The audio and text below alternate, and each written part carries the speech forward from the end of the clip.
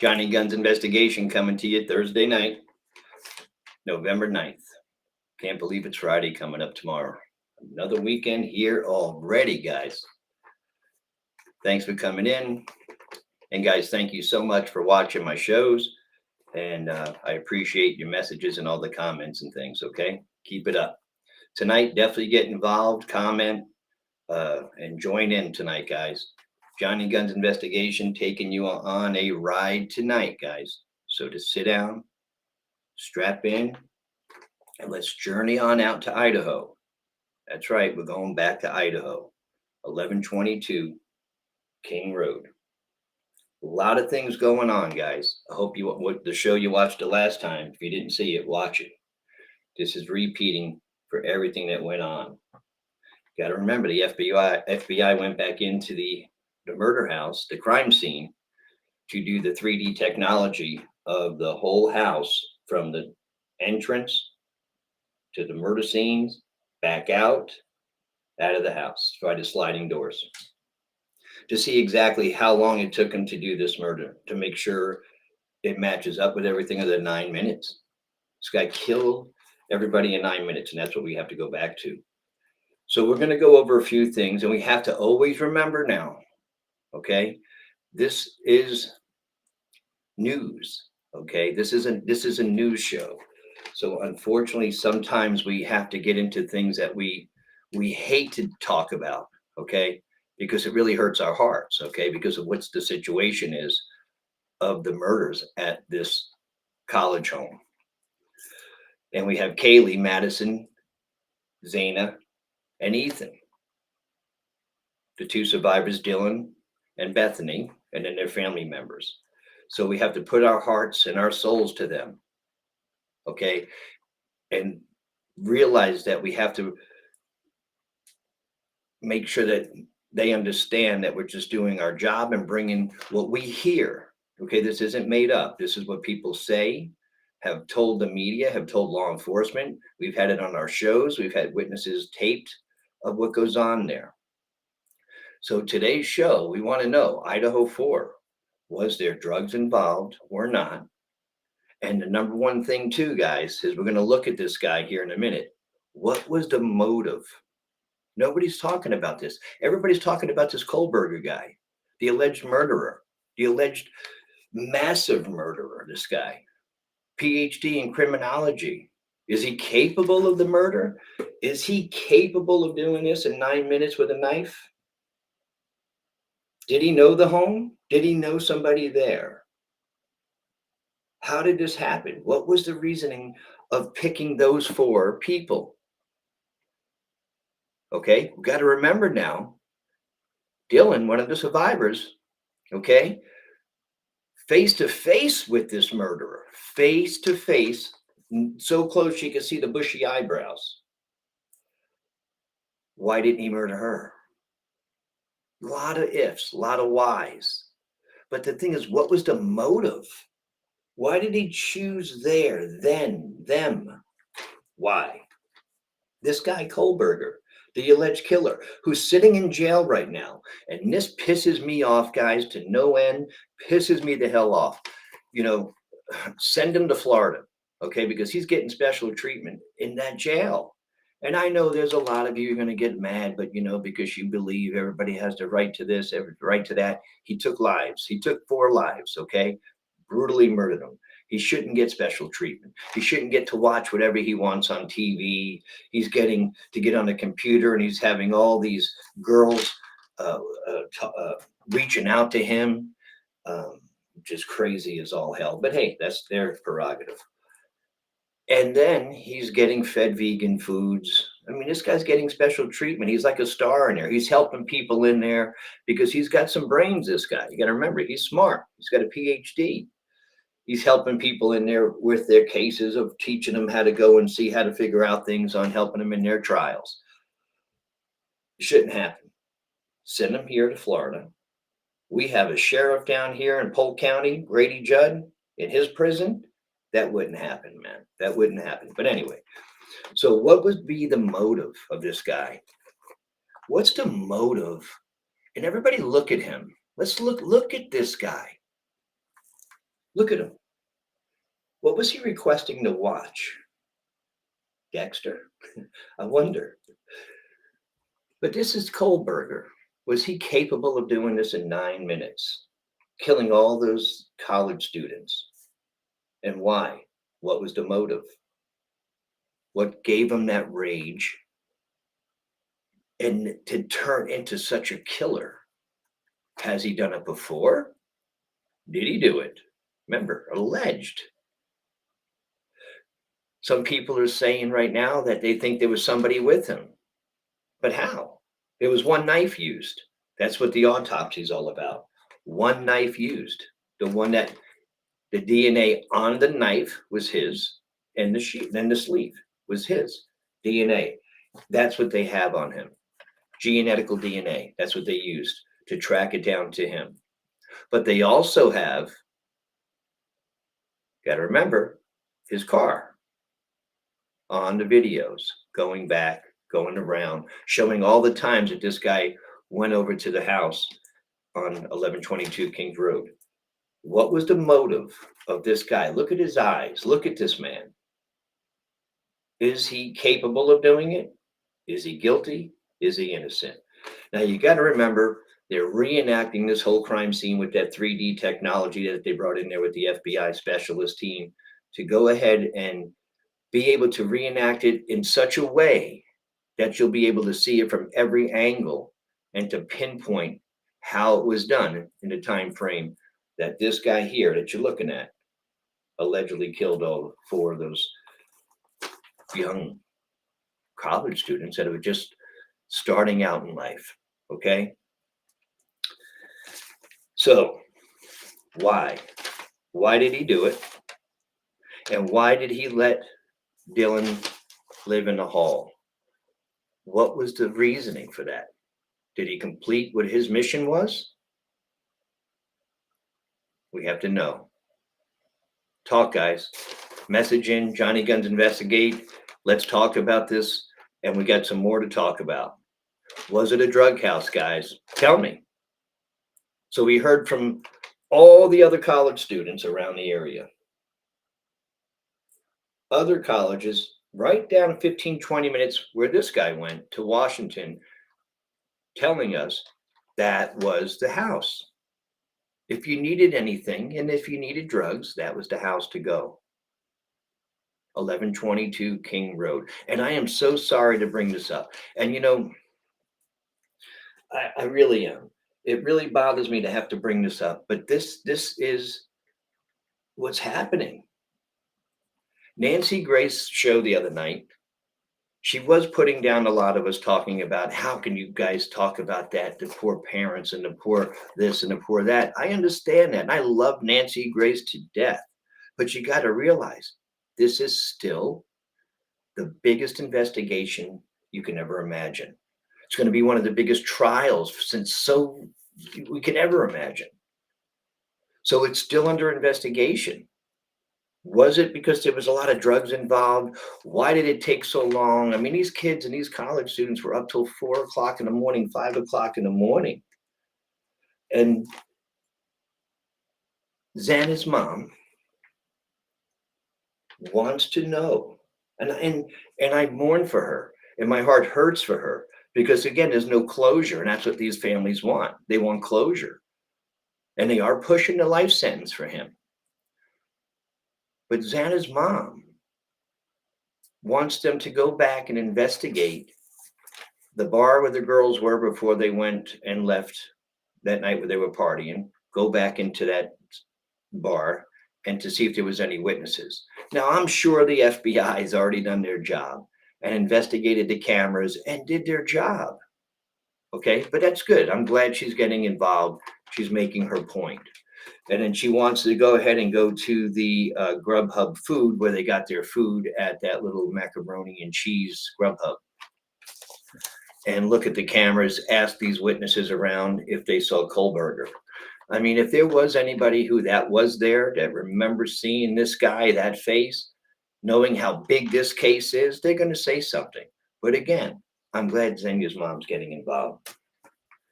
And I do agree. They should definitely see exactly who might have seen him, and any witnesses of him following them. There's cameras everywhere. We saw the cameras at the Grub Hub. We saw all the cameras. So we'll see what happens there. And again, is he able to kill those people in 9 minutes? So I want you to look at another picture here. Boom.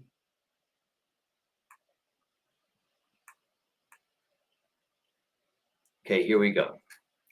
Now, guys, again, this is going to be a touchy situation, but it has to be brought up because it's being brought up in such a whole totally different aspect of everything. Are we saying these kids are all drug dealers and all messed up and they're dealing big drugs? Well, who knows? But we know it was called a drug house. We have to go by what we hear. Okay, so we have Xana's mom, okay, has been arrested for drugs, which, and I hate to get into that, Kara, she's been arrested for drugs, Kara Denise Coronado. But the thing is, the week before the murder, she was sentenced to go to jail for trafficking pills, Xanax, fentanyl. She got possession, trafficking, and she was sentenced. Serving time in jail. Then the murders happened. They released her. Now we got to remember this. This is touchy, and I understand. But they released her to go to the funeral for her daughter, which is a sad thing. I mean, what a sad thing. So she goes, they release her.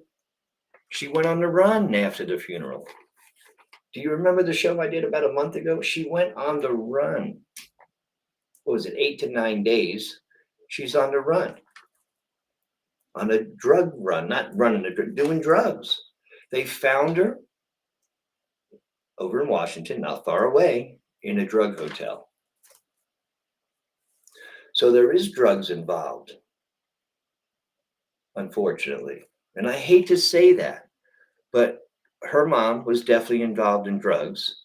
Okay. So they catch her, the marshals, and they go and they bring her back, and she served her, whatever they had to give her for the trafficking of pills.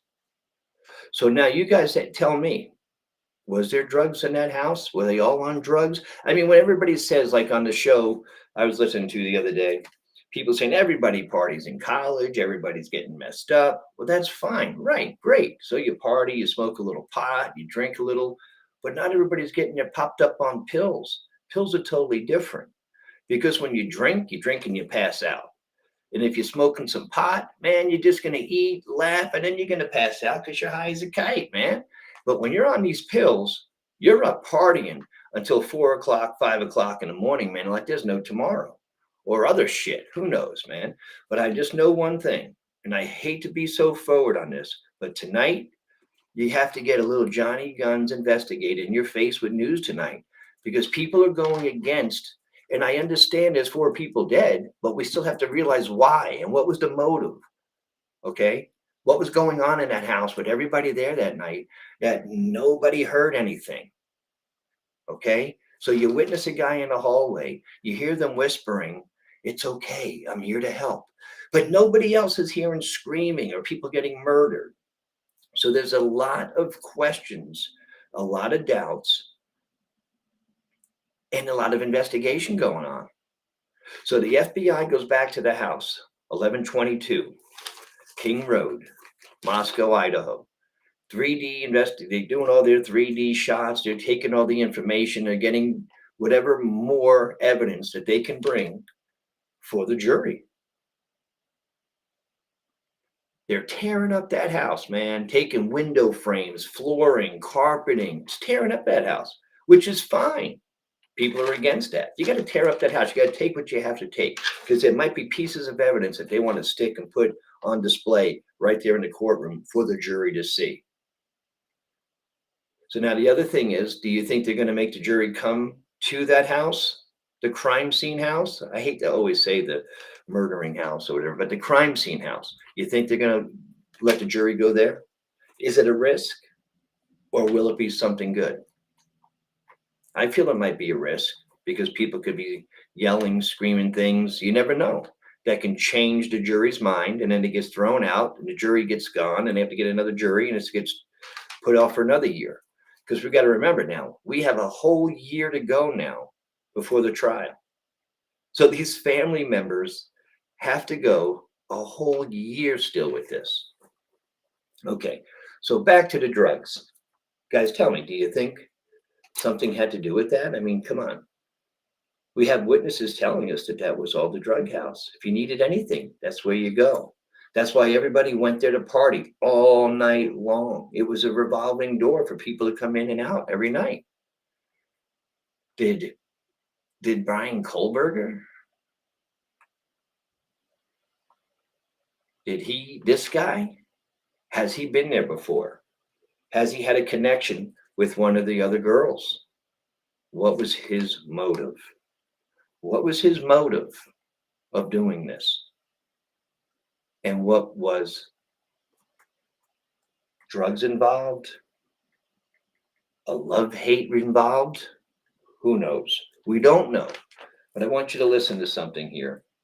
And this is going to be Xana's mom talking about some things that she wants done in the investigation and that she thinks will be fair to get done. So let's see if you guys can hear this.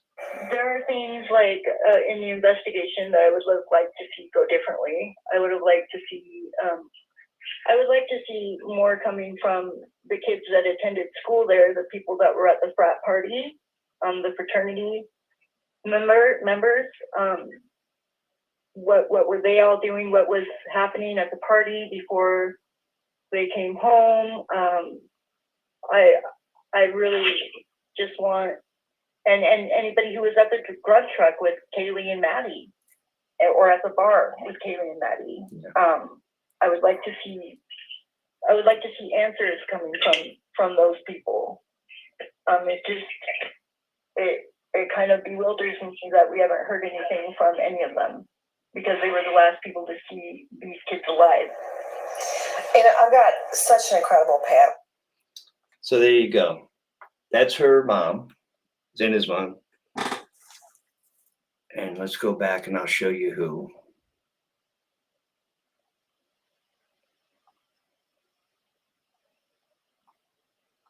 Okay, and we have Xenia's mom. This is her. That was her speaking on what she wants redone for the investigation on what the FBI. Now she's telling the FBI what they need to do and go reinvestigate. I'm really pretty sure that the FBI is not leaving anything unclosed. They're unclosed. They're checking everything. They're investigating everything. That's why they're the FBI. Now, a lot of people are pissed off. They're tearing up that house. The house is going to get torn down anyway. They're doing their jobs. We have a murder investigation. We have to figure out what was the motive and why they got killed in that home, that time, and just 4 of them. And now, the survivors, Dylan and Bethany. Dylan and Bethany survived such a massive murder. My hearts bleed for them. They survived. Here they are. Beautiful girls. Were they involved with drugs that bad in that house? Now we have Xana, whose mom is what we heard today. Her mom's talking about a lot of things that she wants done in the investigation. We saw her mom's, unfortunately, we had to post that, but it's all over the place. That's her mugshot. She's well known for doing drugs for a lot of years. Not just some drinking and some pot, some major drugs. We're talking about trafficking, guys. Come on, that's not good. Fentanyl's killing so many people, and Xanax. And you know, every time I say that word Xanax, Xana, how do you spell Xanax? I mean, how do you spell Xana and how do you spell Xanax? Well, Xanax is spelled Xanax. Now, Kara Kernodle, she's been involved into doing Xanax, all types of pills and drugs. That's what she's been arrested for. Now, her daughter's name is Xana. Is Xana, just no X at the end. 21 years ago, did her mom name her after her favorite pill?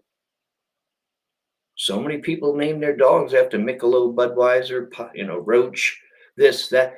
Who knows? Sorry to bring that up, guys, but let's look at that. Xanax, Xanax, and this beautiful girl's name, Xanax, Xana. Her mom has a flavor for drugs. Nothing against it. Everybody has their perk, whatever they want to do. Hey, whatever floats your boat. But guys, let's not throw out that drugs were definitely involved. Maybe not the murders, but in that home. There was a drug home. So let's not throw it out and say people are putting down the girls. We're not putting them down. This is the facts. This is the news. This is an investigation. You can't hide anything. You can't throw anything out. We have to look at Xenia's mom. Who was she trafficking the drugs for? Why was the cartel's name brought up a long time ago by all the media people? We don't know. It's under investigation. We are going to know because I guarantee you guys, they have more evidence than what we know. They definitely pulled some stuff out of his apartments. They went to his dad's. They pulled out the trash. That's how they got his DNA to match up with the genealogical DNA from his family.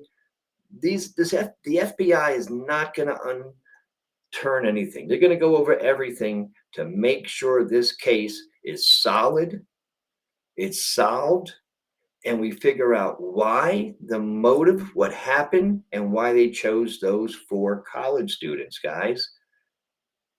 Call in. Let's figure this out. Message Johnny Guns Investigate. Don't forget to hit the like, subscribe. You get a lot of good coverage with me. I'll bring everything I can. Some is going to hurt our heart. Some is going to make us smile. But a lot of it's going to bring closure at the end. And that's what we want. We want the families to have closure, peace of mind, and knowing exactly why this maniac, if he did it, why. And the families of the victims and the survivors, they don't want him to have life in prison. They want the death penalty served, which I agree. If he's found innocent by the jury and the court, I do agree you put him to death. Seriously. This is, and again, I wish it wasn't going to take a year. They should make this and rush this right away, get the trial.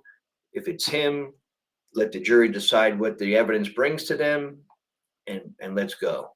This guy's sitting in prison getting special treatment while he murdered 4 innocent young kids in their beds, guys, in their bedrooms, in their beds. But why didn't these 2 hear, see, or know anything? It still puzzles me to no end to believe that nobody heard a scream, a yipe, help, a struggle, a fight. Come on. I hear when my cat jumps off the bed. How don't we hear something? Were they that messed up? Oh, were there drugs involved? Was that the drug house for the Idaho area, for the college students, for the local area? Because that's what everybody says.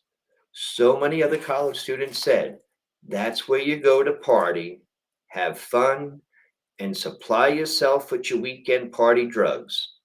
Sorry, guys, but that's what people are saying.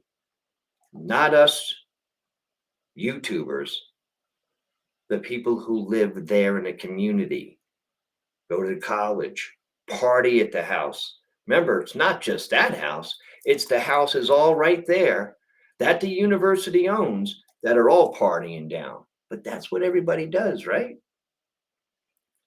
That's what they said on Nancy Gray's show. But I wouldn't want my daughters out there partying and doing drugs till 4 o'clock in the morning. No, it's not safe.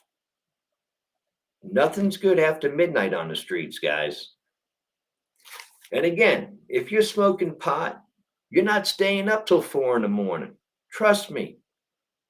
You smoke a big joint, you're going to pass out. You're going to eat, laugh, have a little giggles, and pass out. These guys were up at the Grub Hut eating macaroni at 3 o'clock. They're at home ordering Uber Eats and all these other things, or DoorDash. I'm sorry, DoorDash. And they're up until almost 5 o'clock in the morning. But again, these two girls, beautiful students, beautiful young ladies, the survivors, where are they? What are they doing now? Why they are not able to help out more on what they could have seen, or Dylan did see. She ran into him in the hall, close enough to say, hey, he had bushy eyebrows. You didn't hear anything else except for the little whisper of, hey, don't worry, I'm here to help you. You can hear that, but you don't hear her screaming. And then another witness that we had on the show, who she had a recording, heard it on the patio that night, heard the screaming from across the street, and she said it sounded like somebody being mauled by a bear. But nobody in 1122 King Road heard a scream, a struggle, or anything. I will never believe that. Sorry, Johnny Gunn's opinion. I won't ever believe that. Now, next step. Why did it take so long? Okay. Dylan said she ran into the alleged Kohlberger, the killer, the mass murderer, and went into shock. Okay. I do believe maybe she did. But usually your mind will turn into, oh my God, let me call 911. But it waited all the way to the next day. And now, before the cops were called, other college students, friends of theirs, were called that came to the scene, came to the home, trampled around, running around, evidence. Now, these college kids don't think like a cop. Hey, evidence, secure the scene, get away, call the police right away. Nope. Witnesses saw 6 people standing outside talking with them, these 2 girls, smoking cigarettes and puffing on joints. Why did they take so long? Why didn't they hear anything? What is the reason why? Other thing, what is the motive? Why did somebody want to kill these young kids? Go into the home. Did they know the home? Have they been there before? Did they have a connection with one of these girls? What's the motive, guys? We have to figure this out. So we have to wait a whole year for this, which I'll never understand. That is just crazy. So also, we have the stepmom, and I know I had the name of that woman somewhere. There's the stepmother, also of one of the students, who was also arrested for drugs as well. And that was the stepmother. So drugs were definitely involved. Kohlberger was involved in drugs, very well known to be, since a young kid, definitely involved in doing drugs. So do you think that led to anything to the murder of why the alleged killer Kohlberger did this? Why did he choose those girls and Ethan? We know there was a struggle.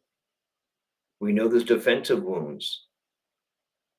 Why wasn't anything heard, guys? Call in Johnny Gunn's investigation.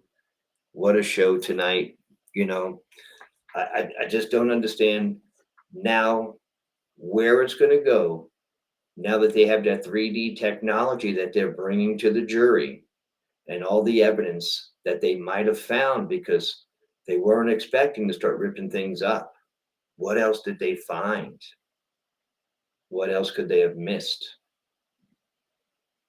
And what I don't understand, when you're stabbing somebody with a knife that size, why wasn't there any type of blood stains from the shoe prints on the floor? Okay, I always say, I believe whoever did this had some type of a murder kit, a kill kit, to where he was able to change. He definitely had booties. He had something on to where no evidence except where he touched a knife and the DNA on the sleeve. I believe he had a kill kit. Was there help? Was it one person? And why?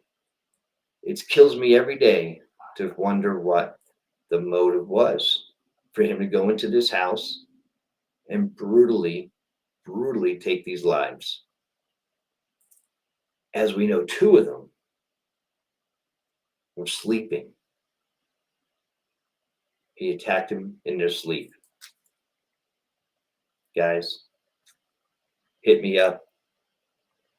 Like if you do like the show. Subscribe. Message. I'll message you back. Thank you for all the messages last couple of days. It's been great to hear from you guys. I'm glad you're enjoying the show. Had a lot of views on the last one. I hope I can bring you more. So guys, enjoy the show. Have a great night. And I'll see you guys tomorrow night with some more coverage I'm working on. I have a big story I'm going to bring to you guys. And let's think about this. Let's think about it, guys. Remember, did this man commit these murders in 9 minutes? Did he go into the door, go up to the stairs, murder two more, and get out? 9 minutes committing all that. This guy, you never know. You guys have a great night. Johnny Guns Investigation coming to you guys. Remember, subscribe, like, and comment. Have a wonderful night, guys, and thank you so much for listening.